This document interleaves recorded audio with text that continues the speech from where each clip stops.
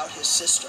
His sister has worked at Credit Suisse for 24 years, and she just got laid off. In fact, they just laid off 6,500 people at Credit Suisse. Now, I want you to think about this. Curtis's sister, I don't know her name, but I feel very sorry for this woman because she got her job there in 1998. Okay, talking about a world change, talking about the dot-com bubble, the internet. You think about this. The fax machine was the best technology back then, and think of everything that's happened that she's had to learn during this time. But how does that woman get a job after 24 years someplace else? That's crazy, guys. You're going to see this more and more. But again, this wasn't on the main media. I had to have this sent to me from somebody, and it was out of a site through a Malaysian HR site. That's crazy, guys.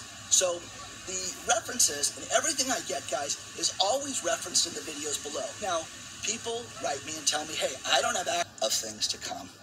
This is how bad it's getting. You need to prep. You need to take this seriously.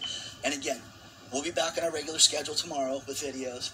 But I needed to cover this for you guys today because it's getting crazy. But Credit Suisse laying off 6,500 people and having it go below the radar is nuts. It's absolutely nuts. These are not 6,500 baristas. These are major wage earners for an international bank that is folding, that is having serious trouble with the economy and with the marketplace, to say the least. Okay? Now, as we look forward to the second half of the year, 2022 will remain one of transition for the company here, and investors trading down Credit Suisse here. Well, there's no surprise here. I think Credit Suisse continues to be viewed as one of the worst run Wall Street banks around, whether it's on the expense front, how they handle employees, in terms of the executive team, in terms of the bottom, even well down the rung.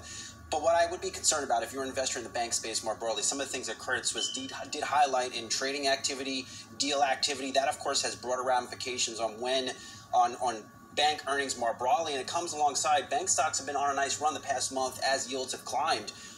And I think some of these bank investors could be surprised when these companies report in a few weeks. Maybe so. And we